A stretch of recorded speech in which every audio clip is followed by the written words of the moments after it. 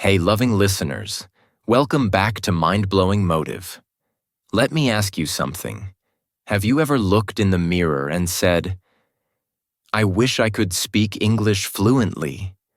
Just imagine being in a room full of people and someone asks you a question in English, but your mind goes blank. You freeze. You feel embarrassed. You want to respond, but the words just don't come. I've been there. I know exactly how it feels. But something amazing happened. Something that changed everything for me. Just 30 days ago, I was struggling to form a single complete sentence in English.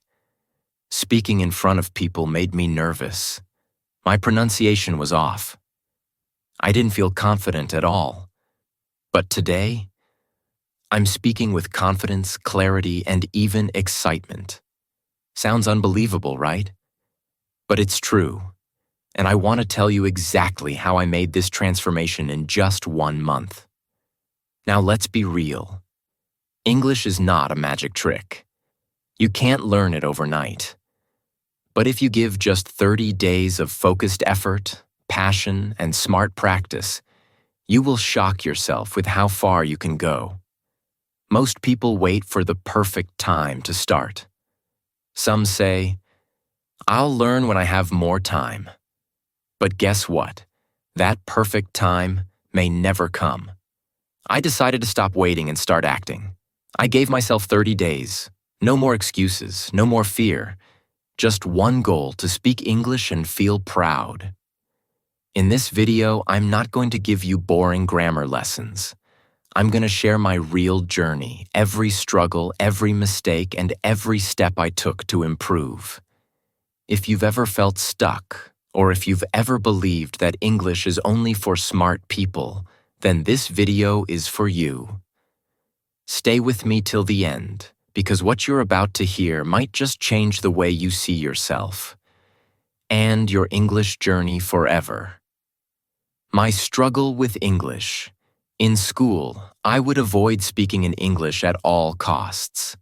Every time the teacher asked us to read out loud or answer in English, I would look down, pretending to be busy or invisible. My heart would race. My palms would sweat. It felt like English was this big, scary monster, and I wasn't smart or brave enough to face it. I used to believe that English was only for toppers, for those who were naturally intelligent, or who grew up speaking it at home. Not for someone like me. There were so many times I wanted to express myself, to speak up in class, to participate in group discussions. But I would hold back because I didn't know how to say what I felt in English. I remember once during a presentation, I had prepared so hard I memorized everything. But when I stood in front of the class and started speaking, I forgot everything. I mispronounced simple words. People laughed, not out of cruelty maybe, but it hurt.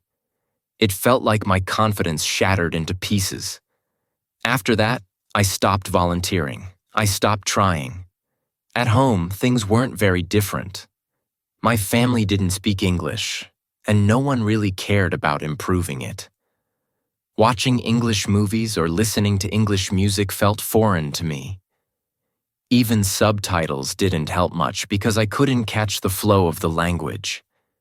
I always thought, why is it so easy for them, but so hard for me? I'd listen to fluent English speakers and feel like they were from another world. A world I didn't belong to. I also remember going to a shop once and a foreigner asked me for directions in English. I froze.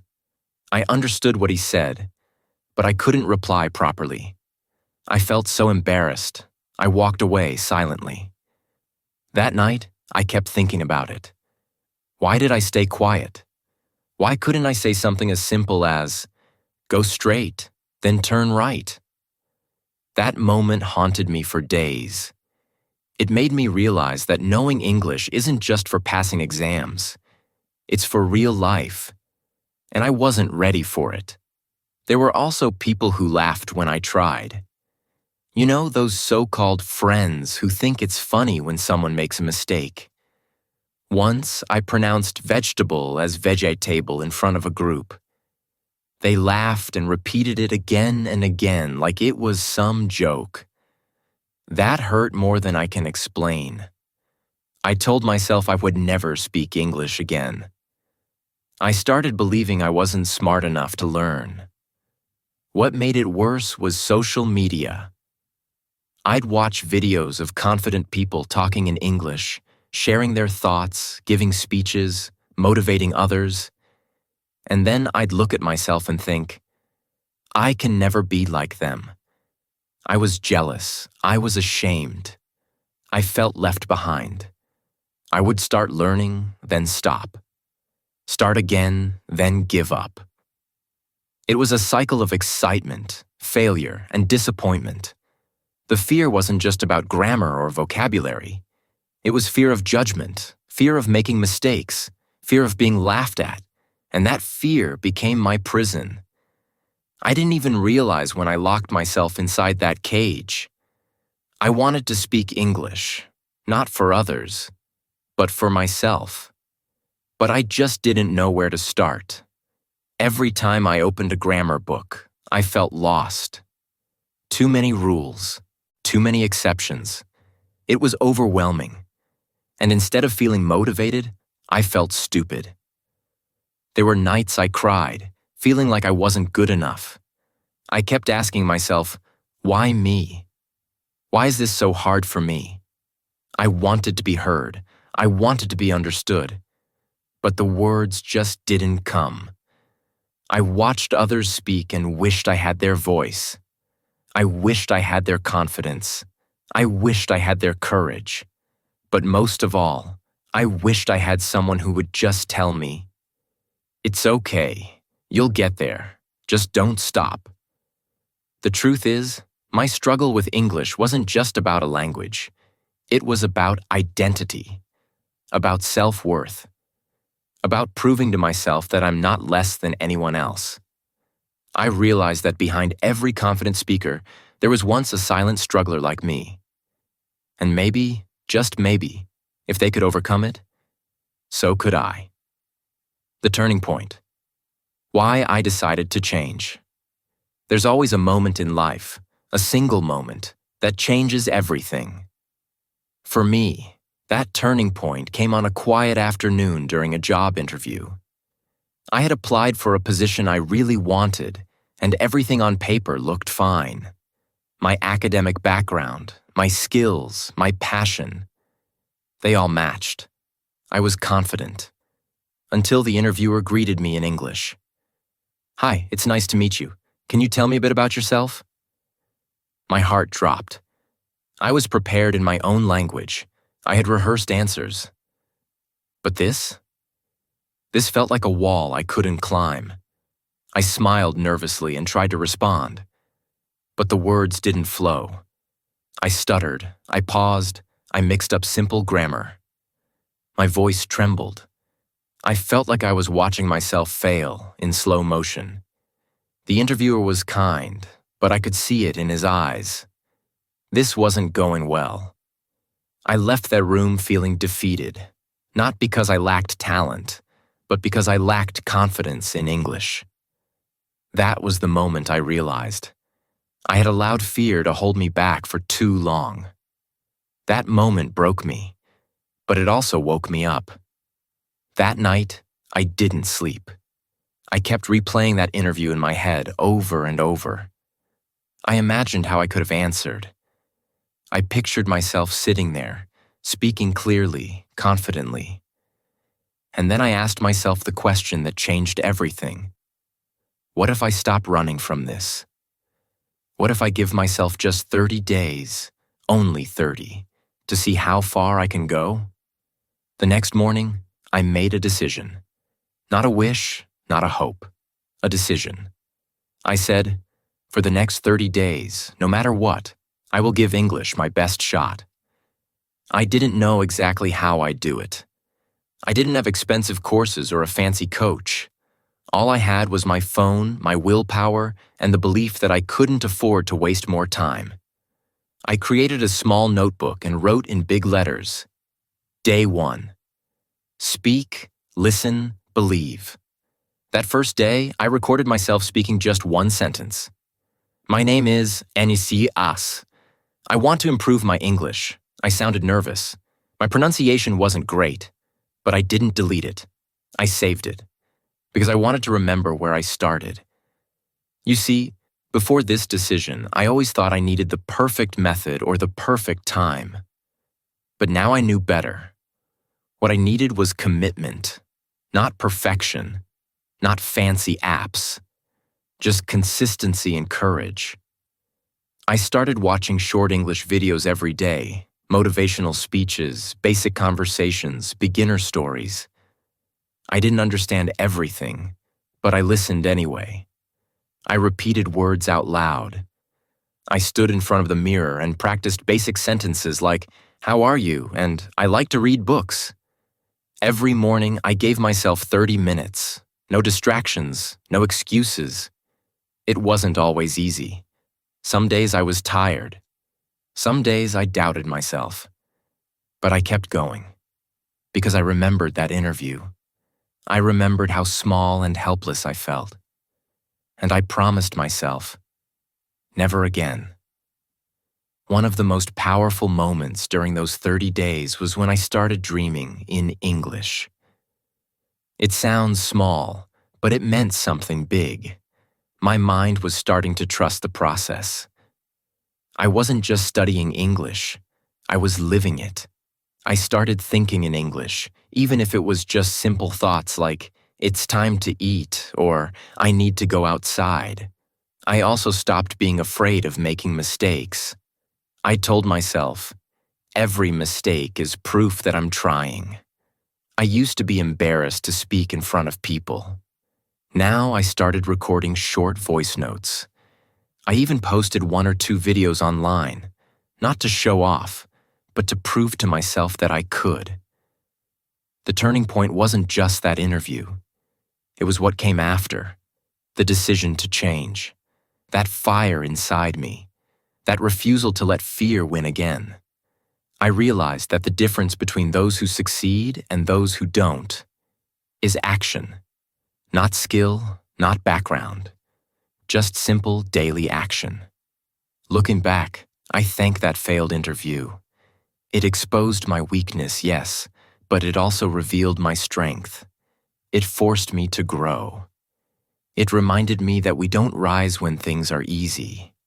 We rise when we face what scares us most.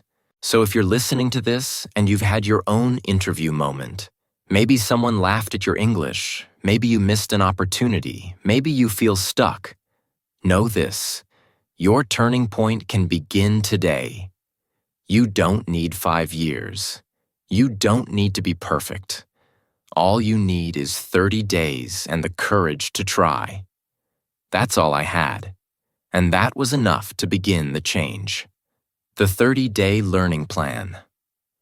What I did, daily after I made that bold decision to give myself 30 days, I realized one thing: motivation is not enough.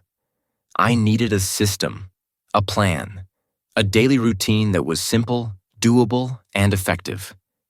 So I broke it down week by week, and I want to share it all with you. Not a theory, but the exact things I did every single day that turned my fear into confidence. Week 1. Build your ears, train your tongue. In the first week, I didn't jump into grammar books or vocabulary lists. I focused only on listening and speaking, because that's where my fear lived. I set a timer for 30 minutes in the morning and 30 minutes at night. I listened to beginner-level English podcasts and motivational videos with subtitles. I paused after each sentence and repeated it out loud, mimicking the speaker's tone, pronunciation, even emotion. At first it felt silly. I was speaking to myself. But believe me, your mirror can become your best teacher. I stood in front of it and practiced simple introductions. "Hi, my name is Gay. I'm learning English." I want to speak fluently. I didn't care if I made mistakes. I just kept speaking. Also, I kept a tiny notebook titled My Words Today. Every time I heard a new word, I wrote it down with a simple sentence. Example: success. I want success in life. No complicated meanings, just feeling the language. That was my mission for week 1. Week 2. Connect grammar to life, not books. By week 2, I realized I needed structure, some basic grammar, but not the boring textbook kind. I didn't sit with heavy rules. Instead, I chose one basic topic each day. Present simple. I eat, I go, I live. Past simple. I watched a movie. Future. I will start tomorrow. And I turned these into real-life stories. For example, instead of memorizing, I ate rice, I said, yesterday I ate rice and watched a video in English. It was fun. That's it. One sentence, one small improvement. I practiced each day's grammar by writing a 5-line diary entry every night, just about my day in simple English. It looked like this. Today, I went to the market. I talked to a shopkeeper. He was friendly. I tried to speak English. I felt good. No pressure, just expression. Also, in week 2, I started watching English cartoons and comedy shows. Why cartoons? Because they use clear, slow, emotional language. Great for learners. Week 3. Dive into speaking, no more shyness. This is where the magic really started. Every morning, I gave myself a speaking challenge. I'd pick one topic and talk about it for 2 to 3 minutes while recording myself. Example topics. My favorite food. Why I want to learn English. What I did yesterday. The first few recordings were terrible. I stumbled, paused too much, even laughed at myself. But I didn't stop. By day 17, I could speak for full 3 minutes without stopping. Here's a tip. Don't aim to be perfect. Aim to be understandable. Speak with emotion, not fear. Use your hands, use your eyes, act it out. Also, this week I created mini conversations with myself. A. Hi, what's your name? B. My name is Sarah. What's yours? A. Do you like movies? B. Yes, I love watching comedy movies. I practiced these in front of the mirror until they felt natural. Another thing I added was one English friend. Yes, I joined a Facebook group for English learners and started chatting with someone just like me. We didn't speak perfect English, but we supported each other, corrected each other kindly, and had fun. Week 4. Confidence explosion. Use it everywhere. By the final week, something amazing had changed. I wasn't just learning English, I was thinking in English. When I woke up, my mind didn't say, cum theke uto. It said, wake up, let's do something amazing today. I made English a part of my life, not a subject, a habit. Here's what I did daily. Talk to myself while cooking or walking. I'm cutting vegetables. I'm wearing my favorite dress. Watch one inspiring video in English with no subtitles. Yes, no subtitles. I tried to guess the meaning. Later, I watched again with subtitles to check myself. Practice role plays. I imagined I was at an airport, at a coffee shop, or at an interview. I acted out the dialogues. Read one short story aloud from a beginner's English site. Reading out loud improved my pronunciation, rhythm, and flow. And finally, I celebrated small wins. Every night I wrote, today I spoke better than yesterday.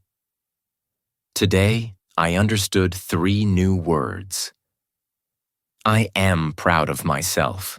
By the end of day 30, I listened to the recording from day 1, and I cried. Not because I was perfect, but because I had become fearless. I didn't wait to be fluent to speak. I spoke until I became fluent. This 30-day plan changed me. Not just my English, it changed my mindset, confidence, and self-love. You don't need 5 hours a day, just one focused hour every day for 30 days. That's all. And your life, like mine, will never be the same again.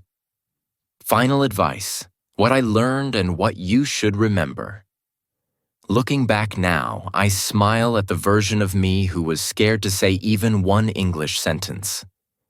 I smile, not because I was weak, but because I was brave enough to begin. I want to take this moment to share what I've truly learned in this 30-day journey. These are not just tips. They're truths I discovered the hard way. And maybe, just maybe, they'll help you too. 1. It's not about being perfect. It's about being consistent. I used to think that I needed to speak English perfectly to be respected. But I was wrong. Perfection is a lie. No one speaks perfect English, not even native speakers. What people really respect is effort, growth, the courage to try again after making mistakes. That's what matters. The day I stopped chasing perfection and started chasing progress, that's the day everything changed. 2. Fear is a liar, but practice is truth. Fear told me I wasn't smart enough, that I'd always be behind.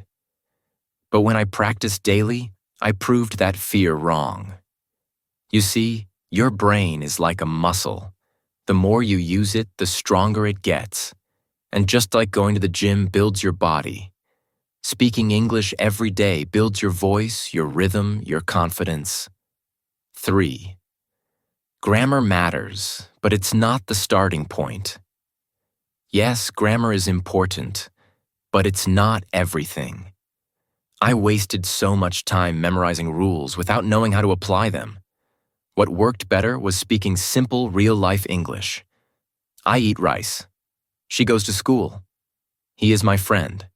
Start with what you use in daily life. Learn grammar as a tool, not as a wall. 4. Your mindset is everything. One of the biggest lessons I learned is this. You become what you believe. If you tell yourself, I can't do this, you'll never try hard enough to prove yourself wrong. But if you say, I'm learning, I'm improving, you'll start to see progress even in your mistakes. Mindset isn't just motivation, it's the driver of your discipline. 5. Comparison kills progress. There were days I compared myself to fluent speakers online and felt worthless. I forgot that they had their journey, and I had mine. Don't compare your day 1 to someone else's day 100. Just compare yourself to yesterday. Are you better than you were 24 hours ago? That's the only question that matters. 6. Speak from your heart, not from your fear. Fluency doesn't just mean saying big words. It means expressing yourself clearly, honestly, kindly. So what if your accent isn't perfect? So what if you make a few mistakes? If your heart is sincere, people will feel it. English is just a language. It's not your value. 7. Celebrate your small wins, every single one. One day, I understood a full video without subtitles. Another day, I spoke to a stranger in English. Another day, I learned 5 new words. These might seem small to others, but to me, they were proof that I was growing. Don't wait for the big moment. Celebrate each step. 8. You don't need 5 years. You need 30 brave days. People spend years learning English but never use it. Why? Because they don't start. They wait for the perfect time, the perfect course, the perfect environment. But all you really need is 30 days of honest effort. Speak a little, listen a little, write a little, every day. Your growth will shock you. 9. Make English part of your life, not a subject. Don't treat English like math or history. Don't limit it to a class. Make it part of your daily routine. Think in English. Describe your actions. Watch English videos, listen to English songs, read English quotes. Let it live in your day, your mind, your world. 10. You're not alone. We're all learning. If you're watching this video right now, it means you care. And that already makes you special. I know how it feels to struggle. I know the shame, the doubt, the fear. But I also know this. If I can do it, you can too. You're not less than anyone. You're not too late. You're not behind. You're on your way, and I'm proud of you. Before I end, let me say this. This journey has not just made me a better speaker. It has made me a better person. More patient, more confident, more open to growth. Learning English taught me that no dream is too small if the heart behind it is big enough. So, wherever you are in your English journey, whether you're on day 1 or day 1000, just keep going, keep speaking, keep learning, keep believing. Because one day, just like me, you'll look back and say, 30 days ago, I was scared. Today, I'm proud. And tomorrow, I'll be unstoppable. Thank you for staying with me through this journey. If you found even one moment inspiring, motivating, or helpful, don't forget to like, share, and subscribe to Mind Blowing Motive. This is not just a channel. This is a family, and your voice matters here. I believe in you. Now it's time for you to believe in yourself.